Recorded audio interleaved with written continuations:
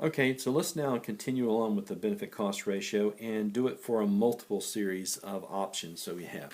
So let's say we have the cost of the initial cost, and let's say also we have the present worth of the benefits. So what we've done, we've taken all the benefits and moved them already to the present worth. So the cost and the benefits are all at the same position in time. And so we have an A option, and we have a B option, we have a C option, we have a D option, we have an E option, and we have an F option. Okay, so the cost for the A is $4,000 with a benefit of $7,330. And we have a $2,000 cost for B with a $4,700 benefit. We have $6,000 for C with $8,730. We have D, which is $1,000, and this has a benefit of $1,340. E has $9,000 and $9,000 as a benefit. And F has $10,000 and has a $9,500 benefit for you. All right. Now, what we can actually do to kind of help us, we can just do the BCs, the benefit cost ratios, for every one of these really quick, because what we're looking for is that all of these solutions have to have a benefit cost ratio that is greater than or equal to 1.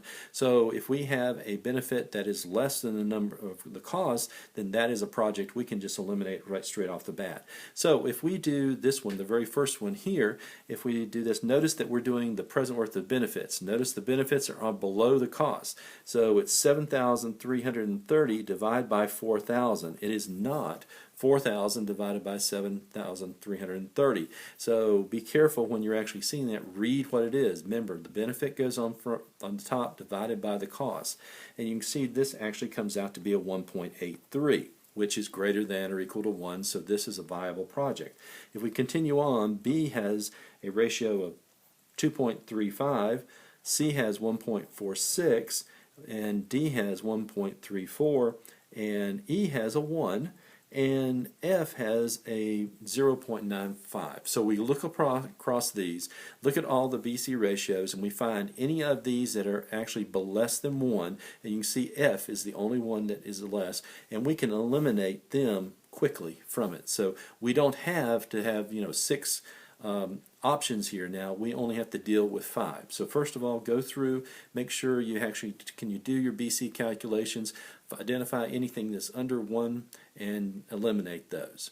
So the next thing we want to do is reorder these in increasing order. So in this case we would go from B to A and so on and so on. Excuse me, from D to B to A and so on. So let's just go through and we can do it. We don't have to write it down. So what we want to do is we want to do the delta cost and the delta benefit in this case.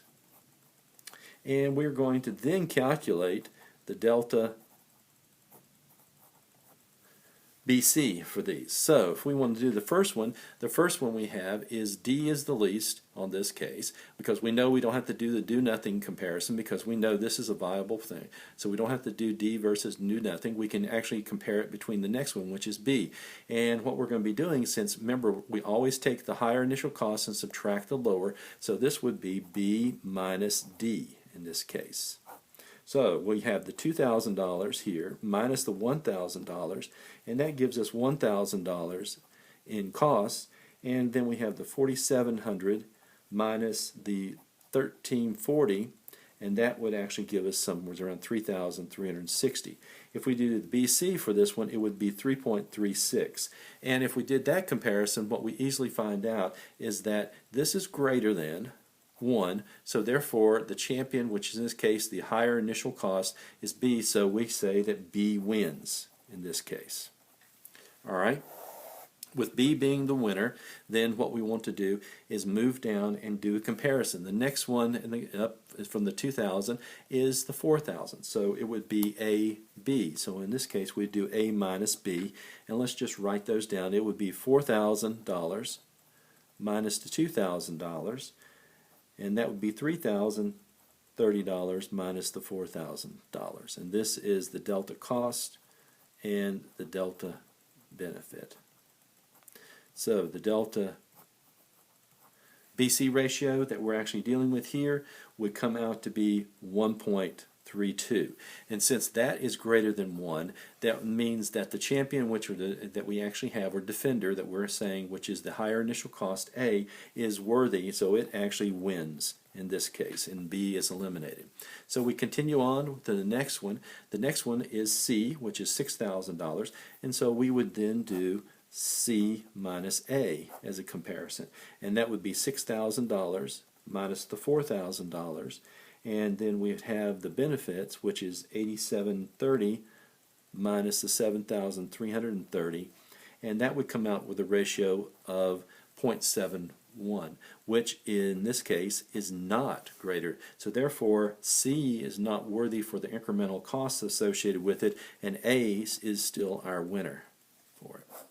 So then we continue on for the next one, and the next one, the final one, it looks like, because there's no more F, is E. So we would do E minus A, and that would be the $9,000 minus the $4,000, and we have the $9,000 minus the $7,330, and that comes out to be a ratio of 0.03, which again was not greater than 1. So the incremental cost for actually going from A to E of the $5,000 is not worthy. It doesn't give us enough benefits for it, and so then our final is A wins and is the final selection.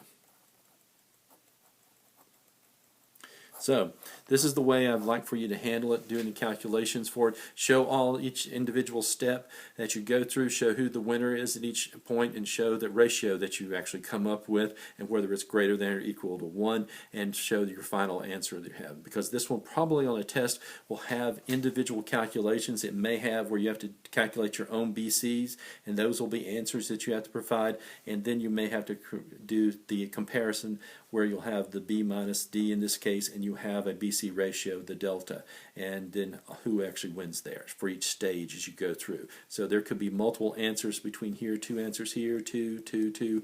So you can see there could be up to 8 answers in this one problem, or if I had these, it'd be additional 4 for 12 answers for it. All right, just want to give you a heads up on the test for it. Thanks.